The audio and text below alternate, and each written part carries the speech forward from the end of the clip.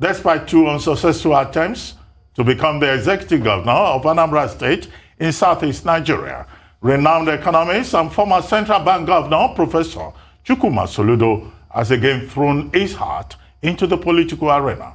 On Wednesday, he scaled a major hurdle when he secured the ticket of the ruling All Progressives Grand Alliance in the state to emerge as the party's candidate in the forthcoming gubernatorial election scheduled for November 6, 2021.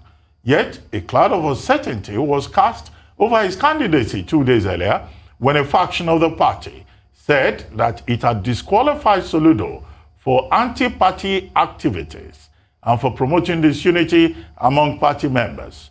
The faction further warned that APGA may be excluded from the Anambra governorship election by the Independent National Electoral Commission, INEC.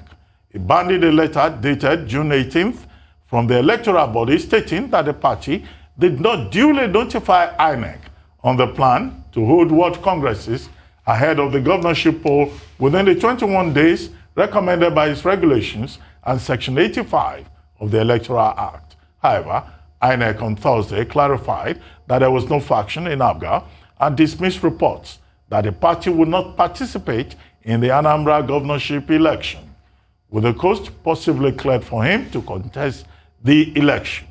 We shall now be joined by Professor Chukwuma Charles Soludo from his country home in Anambra to discuss how he intends to forge party unity among aggrieved members ahead of the election. Good morning, Professor Soludo. It's good to see you again. Welcome to the morning show. Good morning. Good morning, Ruben, and thank you very much. It's really a pleasure. Always a pleasure being with you on Arise. Thank you very much. Well, I see you are in full regalia. What Nigerians will say, you are battle ready. But could you take us into all of that drama about you being disqualified and your emergence? It looked like an overwhelming landslide victory at the primaries, but a faction said, oh, you did not qualify. All of that drama. How did that happen?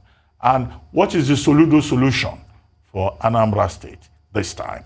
Because in the past, you always talked about the Soludo solution. Is it the same template or something is different now that you have to offer the people of Anambra?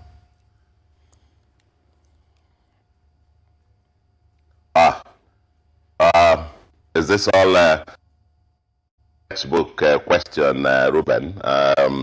So let me start somewhere. First of all, thank you very much for having me, as always.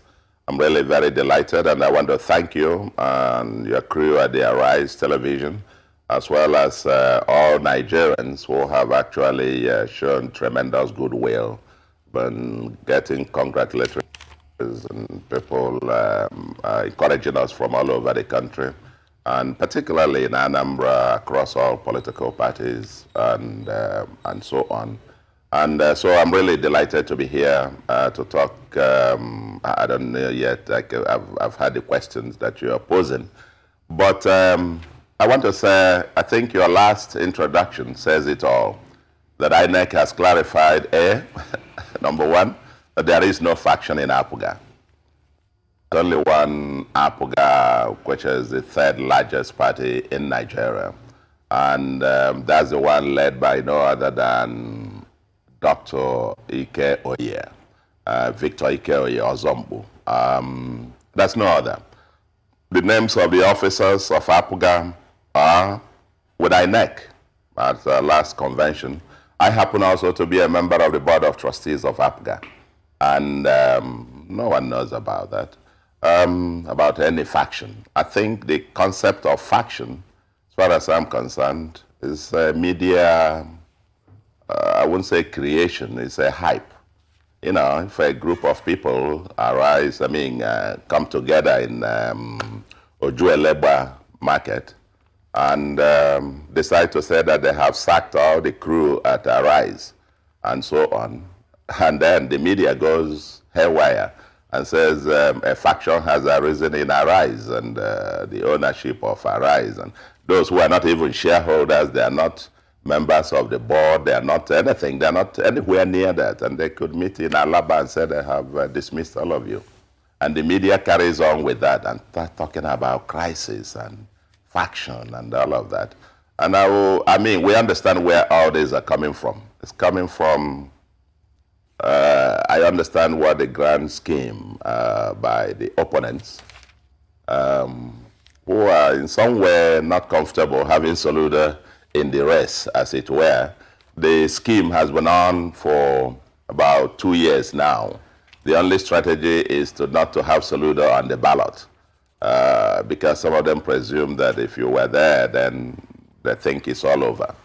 And so we understand that, and we understand who is behind all of this, who is behind the noise, who is funding them, and so on. You would also hear sooner or later, even some now shopping for all kinds of, looking for phantom court cases or court order. I understand one is filed in Jigawa, Jigawa, almost the court, almost at the border with, with another country.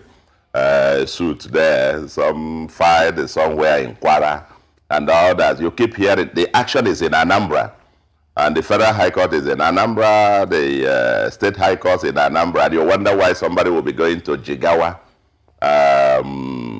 somewhere near the border, or Kwara, looking for where to procure something, as it were. That's a sense of desperation. So we understand that, but the fact, as clarified by INEC, is that there is no faction in APGA.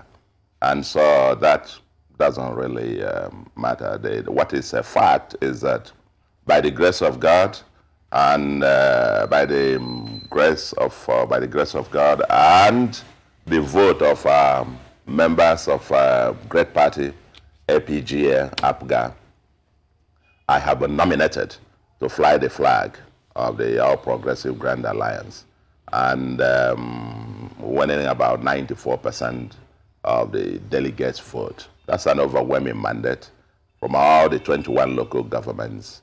And we're looking forward to the main thing, which is to earn every vote of all the Anambra people. We're not taking any vote for granted, despite the overwhelming support across the state, with about 31 self-funding groups with membership of over 200,000 men and women who for 2 years now have been clamoring and demanding, spending their money, putting on their efforts, and urging me to come and contest as governor of Anambra. I think what our focus is on the next stage, which is going to knock on every door, talking to everybody, and by the grace of God, we're hoping this time around to not only repeat the 21/21, but to also win. Our target is to win all the 326 electoral wards in Anambra come November. Well, I have two questions for you, sir. Firstly, are you making any efforts to reach out to those, disgruntled party members, negligible as the threats that you have described here might be to you? Is there going to be any efforts to reconcile the party? That's my first question. And secondly, even in that account that you just gave, the world of politics is decidedly murky. And yet, since 2009, you have waded into the murky waters and continue to stay in the murky waters in spite of all your lofty credentials and achievements, a visiting professor in the most prestigious universities all over the world. What attracts you to politics, and why do you continue to persist? I must ask, even as a few months ago, you were involved in a really shocking act of violence where 3 of your aides were killed, and yet you persist. Why? No, thank you very much. I think the first one is, both of them very easy questions. The first one is, usually in every contest, there must be a winner, and somebody might feel a bit disgruntled or whatever. But I must say, terribly insignificant. And I will say, I have been in touch with all the aspirants the aspirants. There's none of them I haven't spoken to, maybe since after the emergence of this, maybe now remaining about 2 more. I'm talking even about all those that contested the primary with me. I have spoken to all the 3 of them. The others that are disqualified, I think I have been in touch with, I think it's remaining 1 now that we're still going to meet. So we've been in touch with them, and I think the feedback I get is that we're all on board. Everybody agrees that there is a bigger goal, APGA is a big tent, and we'll be able to accommodate everyone. It's the 3rd largest party in Nigeria, and we wanted to grow to become the #1 in the country, quite frankly. And so there is a room, big tent, big room for everyone. And I've extended my hand of fellowship to everyone. But also significantly is that as a result of my candidature, and even potential candidature, tens of thousands of people are pouring into APGA from other political parties. Indeed, the survey, the opinion polls that we have indicate that, some other parties, I won't mention the name today, but the party that claims to be almost the only other party that is contesting for this election, albeit on a peripheral level. That about 52% of their members are saying that if Soludo is candidate, or that they had their own aspirants within the party, but if their own aspirants don't win, they will support Soludo. And 26% of them saying clearly they will go with Soludo, irrespective of who is their own candidate. And only 22% of their party members saying they will stick with whomsoever they nominate. So there is an overwhelming support, not just within the party, and I want to believe that the other aspirants also know this, and we all agree that we need to build a bigger tent of APGA, but even across the state, as it were.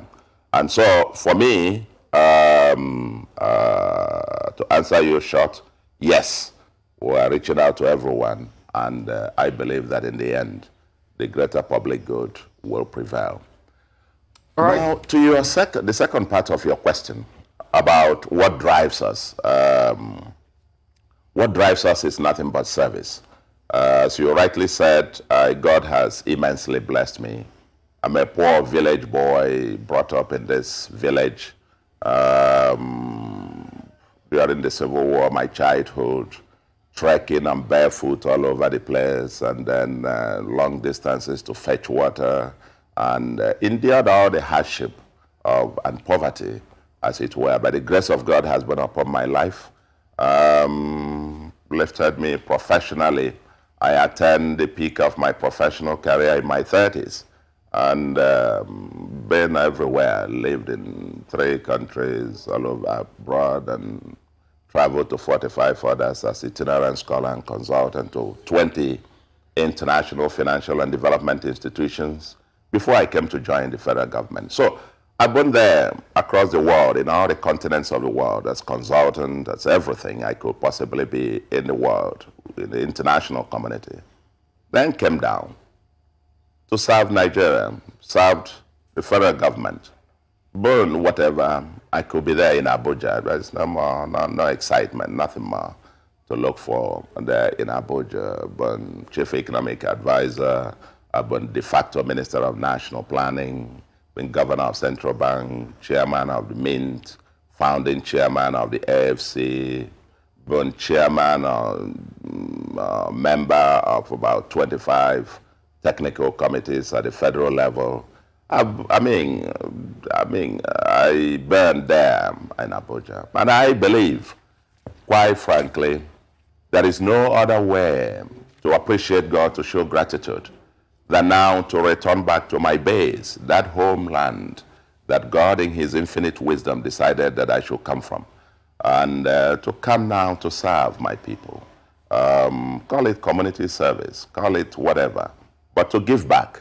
If God has blessed me this much and built me with abundant, fantastic health, the only way for me to say thank you is to deploy the knowledge, the experience, the exposure, the networks, and so on, to put help and work with others in also continuing to put this peculiar, unique state on the world map. And for me, that has been the driver. Anambra is a unique place, unique state with unique characteristics. But the second largest, second smallest landmass and the second highest population density in Nigeria after Lagos. And but with, in our view, unarguably, the largest concentration of human resources in the country. I would say even say in Africa in terms of entrepreneurship. But we're still scattered all over the world. But we're still grappling with the challenge of building a livable and prosperous homeland. Prosperous and livable homeland that any one of us persecuted all over, because we're everywhere in the world, will be able and happy and proudly return to a prosperous homeland. For me, it's been the driver. And my state has been relatively lucky, I must say, since 1999. From Mbadinuju, who established the Anambra State University, down to Ngige, who built some strategic roads, down to P2B, who, in strict compliance with the APGA manifesto, touched several other sectors aside from infrastructure, and down now to our governor here, who's been doing an amazing job in spite of the lean resources. We're now putting critical pillars on that march to building very strong, virile, and prosperous, and very importantly, livable homeland. So for me, it's an offer, and that offer to serve my people is really a very strong one. And you said it all, that in spite of the challenges, in spite of this, nothing, no task, serious, ever got accomplished without challenges. And as they say, without the cross, there will be no crown. So all these challenges come, and the only thing I said to my prospective opponents is that, because I see the desperation, including what you refer to as the, the noise by some people who are not even members of APGA, who, claim all kinds of things just to create media hype. The whole attempt is, the only way we can have a chance in the race is to stop Soludo from contesting. Because they know if he's a candidate, then we think the race is all over. Because predominantly, Anambra is APGA. Anambra is APGA. I would say 80% of Anambra is APGA. At least 80%, substantively, on ground today, is APGA, I said APGA state. Especially when it comes to local elections. Anambra electorates are very sophisticated electorates. When it comes to national elections, they become indifferent. But when it comes to our local elections, House of Assembly and governorship, they're very, very fanatical about APGA as their own, so to speak. So here I am, and by the grace of God, now the candidate of APGA, and I am convinced that this time around is God's time. And being God's time, we will get there. And in utter humility and submission to his will, the will of God, and working with our people, very creative, industrious people here. Okay. And then also the capital of other Nigerians, the resources of other Nigerians, other Africans, and the world. We're going to work to keep Anambra, put Anambra, to continue on this trajectory that has begun, and actually lay the foundation for what we have just designed as the Anambra Vision 2070, which will begin implementation from next year. So that's what drives me, and that's where we are. Thank you very much. Okay, I mean, great one, Professor Chukwuma Soludo. But, you're a man of the markets, and in all of this you've said today, you're quite very bullish. But you know what happens at the end of every bullish run in the market? There's a bust. And let me start with a bust. INEC claims that APGA did not, follow the 21-day retinue, of submission, of word, and things like that. I want you to clarify as regards that, because that's a big banana spill.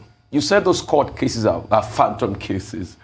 But you see, it pretty much reminds it. These court cases are very pertinent because, yeah, you might call them phantom cinematic, but it's like the Phantom of the Opera. These things will come back definitely to bite you one way or the other. And a lot of people are saying you might not just get where you want to get to. So isn't it time to look at this critically? Have you settled out things with INEC? Are you cocksure that you're okay with INEC? And secondly, I want to talk about debt in the state. An airport was just built. You're a man of the market. Some debt was taken out to build that. How are you going to repay all of that when you get in, or if you get in?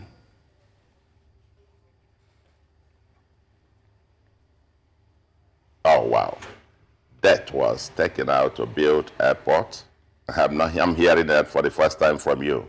But let's come down to the substantive issue about court cases and all of that, and INEC and all of that. I think, for me, like you just said, all these issues about whether you gave notice or non-notice, to the best of my knowledge, and to the best knowledge of our political party in terms of what was followed. And I believe that our party has formally now responded to the INEC letter that you referenced, and putting it right that the party is in full and total compliance. Even under the current leadership of the party, this will probably be the 37th or the 38th governorship election that they are conducting. I mean, the party itself under this current regime. And this will be the first time that this kind of what I call noise is showing up. APGA has always been in strict and full compliance, except the person is reading some other thing. Like I said, I'm not a lawyer. I think we leave it to the lawyers and the courts if it comes to that. I'm not quite sure that it's a court case. So when we talk about the courts, I'm talking about some of these, I don't know, because you're in Lagos, so Joe Alaba is my family, or Alaba kind of group of people who are not even members of the party, assembled from Wuse Market, for example. Some of them were seen on television, on AIT on that day.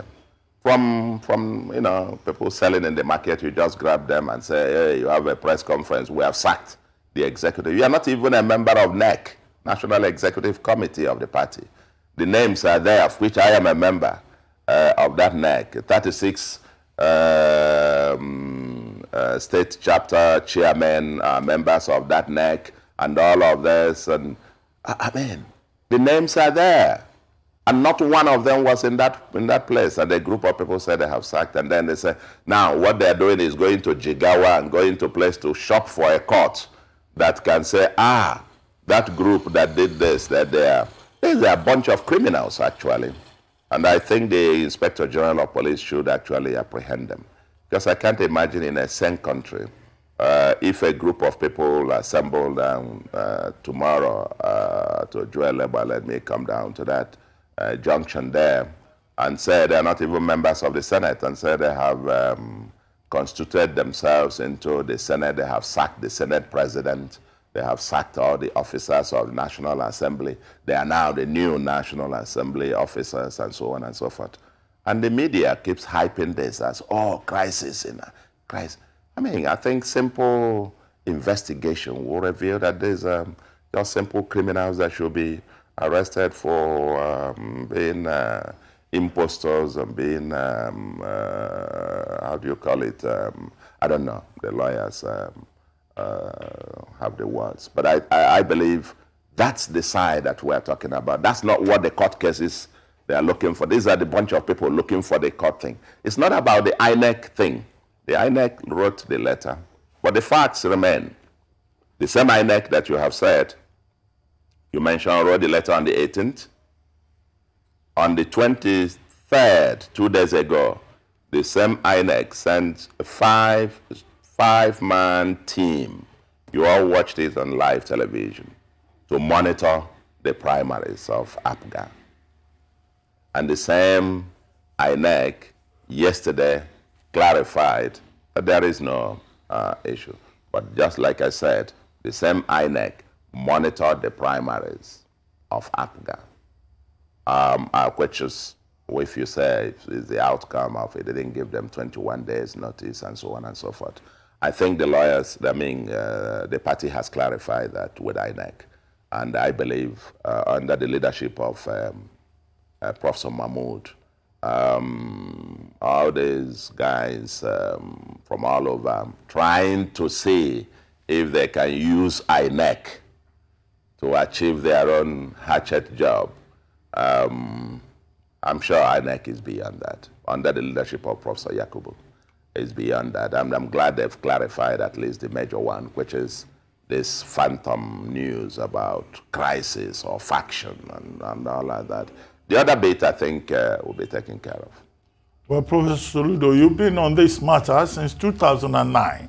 In 2009, you wanted to be governor on the platform of the People's Democratic Party. You lost to Peter Obi, who became governor for 2 terms. And then in 2013, you lost the primaries to the incumbent governor, Willie Obiano. And I had asked you earlier, what is different? No, I did not. Well, I know all of that politics. I just didn't want to go into. I didn't want to go into that narrative because there were issues in the party, and eventually you didn't become the candidate. But the question I want to ask you is, do you have the support of Willie Obiano, who is currently the governor of the state, and on the platform of APGA? And what lessons have you learned from those 2 previous attempts? And what are you likely to do differently this time?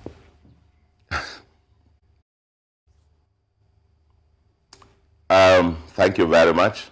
I think points of facts, yes, 2009, I would say literally one was dragged into that. The story is for another day. That's a story for another day, big day. Now, the second one, 2013, I was actually persuaded to come and join APGA and to contest, just like the PDP time. And then once I came in and obtained the forms, I was then told, no, that the party had changed and made a decision that the office of governor had been zoned to the Anambra North senatorial zone. I was actually advised to withdraw, quite frankly, and I would say I appreciate that I was given that advice because it helped to condition me. But then I insisted that having obtained the form, that it was better for me to go to the primary and cast that 1 vote for myself. I found it more honorable.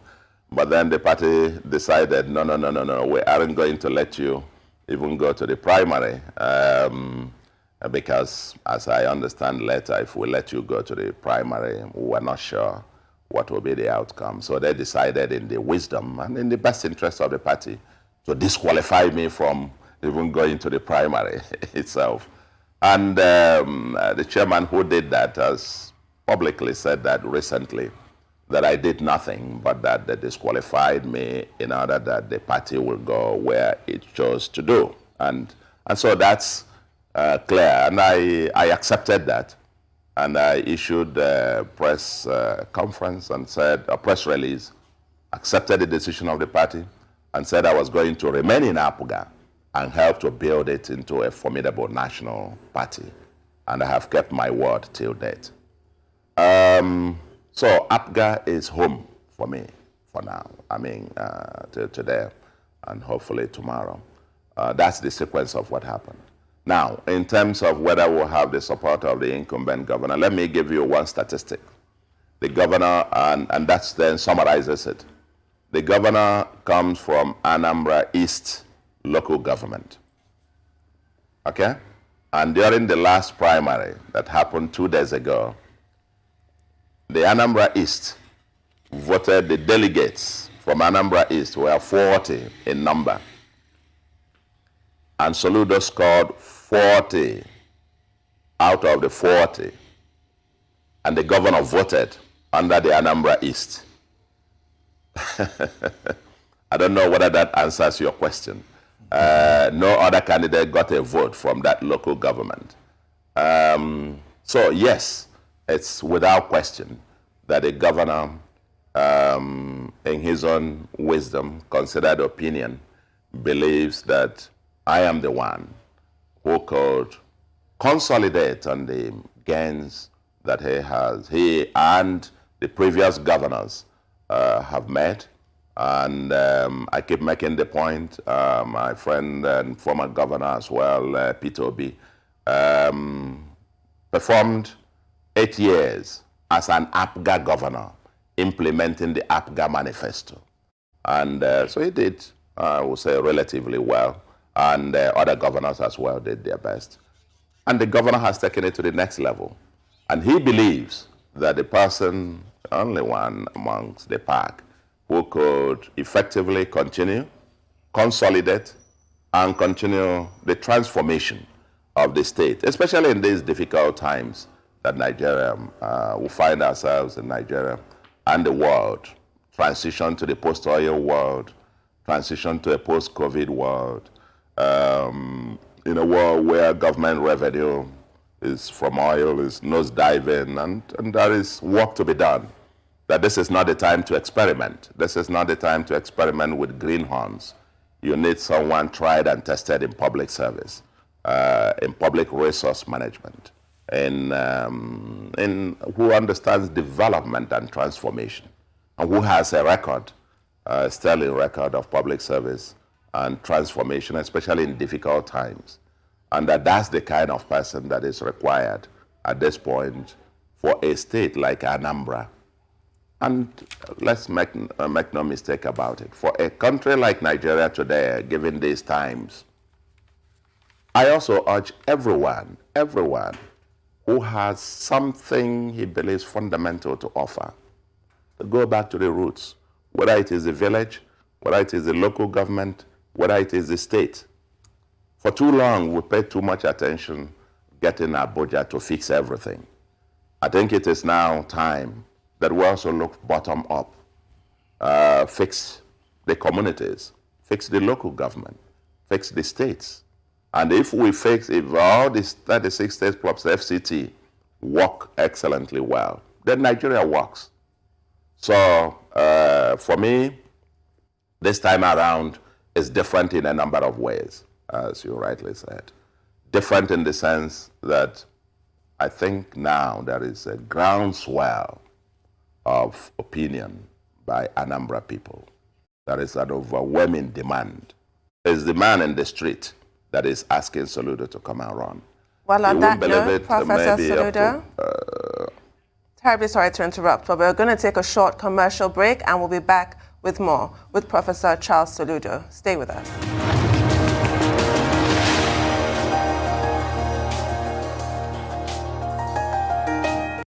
Welcome back to the morning show here on Arise News. Still with us is Professor Chukwuma Charles Soludo.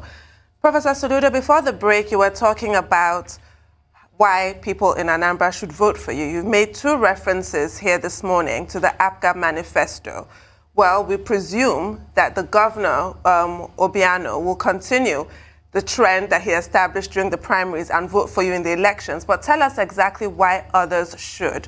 What does this manifesto contain? Talk us through it.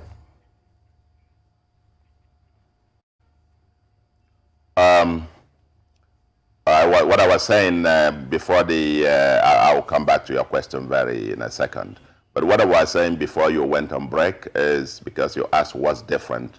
And I was telling you a couple of things that are different. Now there is an overwhelming demand for this to happen. About 31 self-funding groups, like I mentioned before, with membership of over 200,000.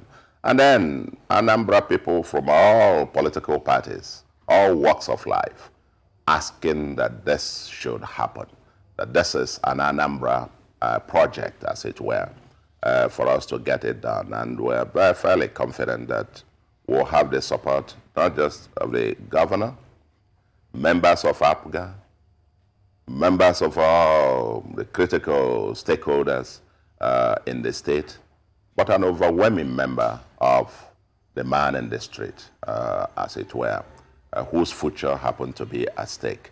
So that's a fundamental thing that is different now. And all we need is a free, fair, credible, transparent election. And we're fairly confident that you're going to, by the grace of God, you're going to have an overwhelming victory. So that settles it. Now, in terms of talking about APGA and our manifesto, let me be clear. I said it in my acceptance speech. We will formally unveil our manifesto at the formal launch of the campaigns. Campaigns have not started. According to the INEC timetable, we're beginning in August. And at that formal launch of the campaign, we will unveil our manifesto for our people for this election. But let me say, in terms of the APGA manifesto, APGA is uniquely the party in Nigeria that talks about, I would say, neo-progressivism. That is, because it's an all-progressives grand alliance. Progressivism is a key word. And that actually, if you get to the bottom of it, it's a call it neo-welfarism, as it were. Be your brothers and sisters' keeper, leaving no one behind. The party that cares for the little guy, which happens to be the overwhelming majority of people of Nigeria, happen to be the little guy.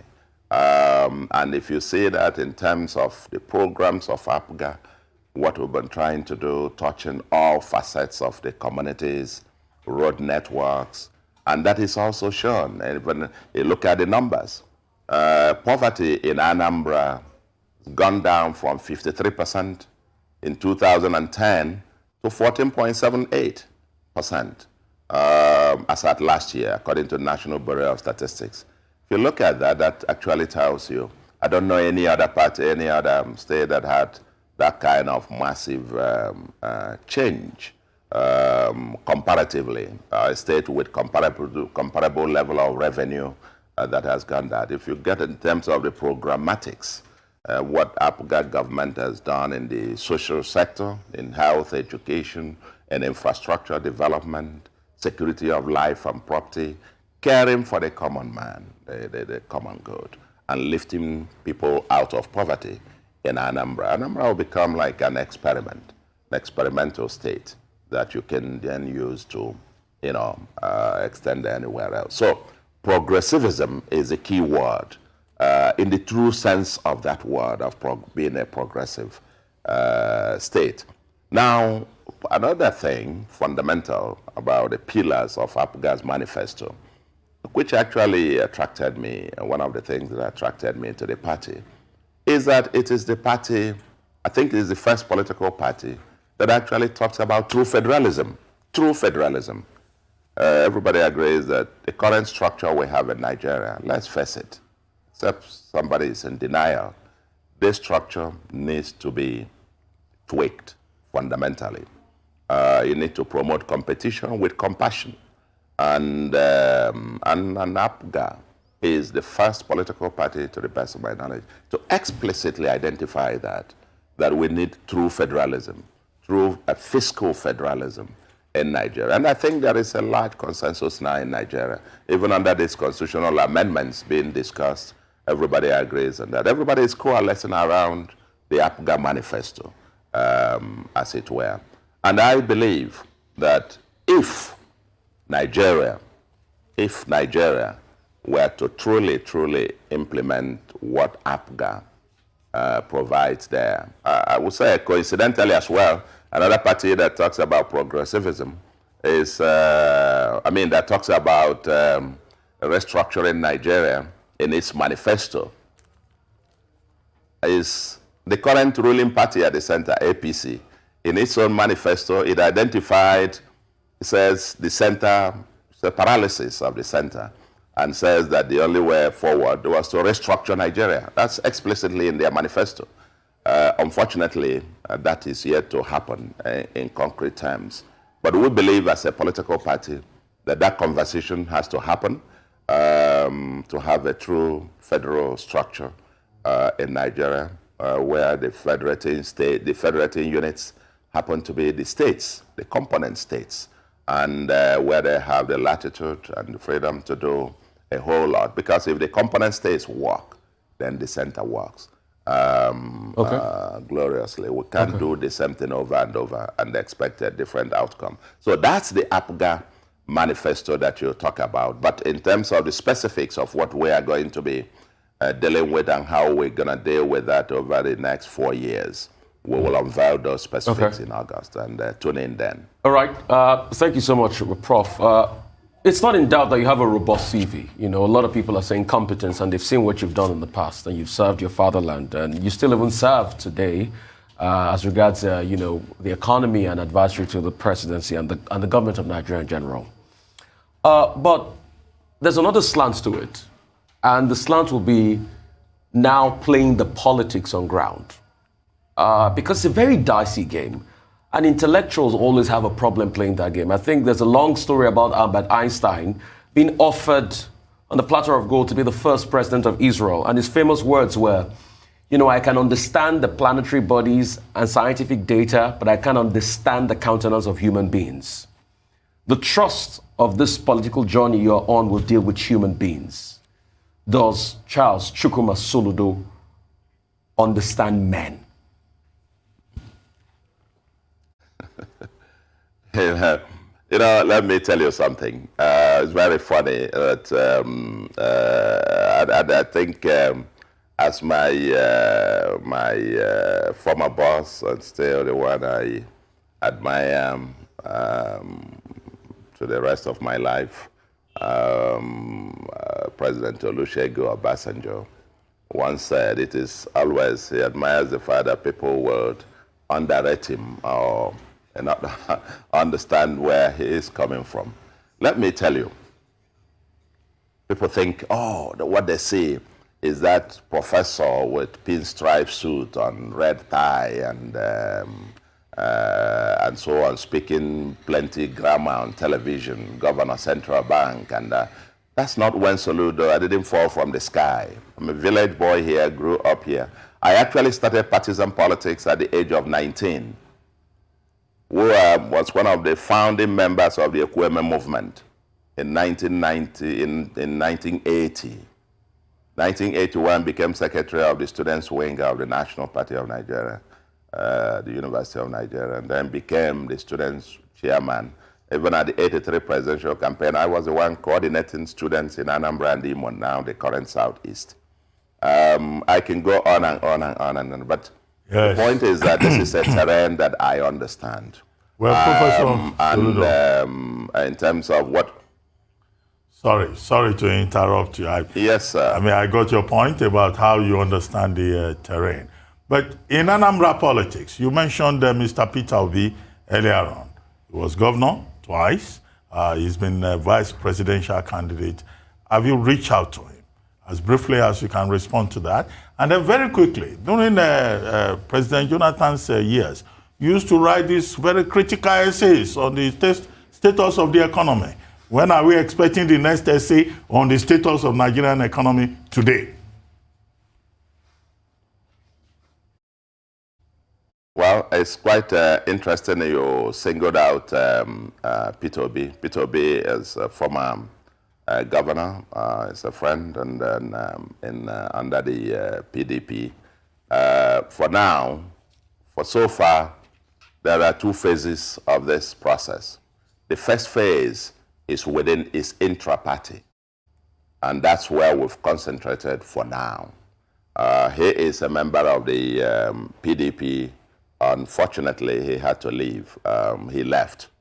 He chose to leave the home of APGA to join PDP. So he is there now. Now, we have two phases of consultation. First, within APGA, you get the ticket first. It's intra-party. Now that we've gotten that, the next phase is the wider, which is to the entire Anambra electorate. And that's when we begin the second bit. meeting all the others in the other parties, in the other compartments, and so on and so forth, and asking for their support. And by it, I want to believe that Peter Obi loves Anambra very well, and I have no doubt as well that he believes in me. He believes in what we could do. He had actually urged me as well in 2016, 2017 to come to contest for governorship of Anambra, to come to PDP and contest under PDP then. So I have no question that he loves Anambra and he believes that I have what it takes to put Anambra on a high pedestal. That I have no doubt. And I would, now that I have the candidate, and I'm now stepping out of APGA to now reach out to other critical stakeholders, then himself. You have the others, Chris Ngige, former governor, Mbadinuju, former governor, Chukwuma Soludo, former governor, and you can go down all the lines of all the former governors. I will consult with everybody. We're not taking any support or any vote for granted. And so that's that. And what was it again, the second part? Yes, those stinging acerbic essays about the economy that you used to write. When are we seeing the next one about the status of the economy today? Ruben, I think you don't put two hands in the mouth at the same time. I think now the focus is... The governorship is more important than economics now. No, not that. We you are waiting for the writing. You are waiting for the writing. I think you are getting enough briefing on all of those. But if you are waiting for mine, you are getting enough briefing already on that. For now, the village boy is back in the village, and we're, dancing in the markets and hugging and that and so on and so forth, because we want to reach, we want to talk to the 8 or 9 million people of Anambra on a future that we all believe in, and on a future that we can all work to get to happen. But that's not losing focus on the country, quite frankly. I think now that I am candidate of the party, I will probably have to reevaluate my continuing membership of the council in the light of this position, not in terms of being available to continue to work in that.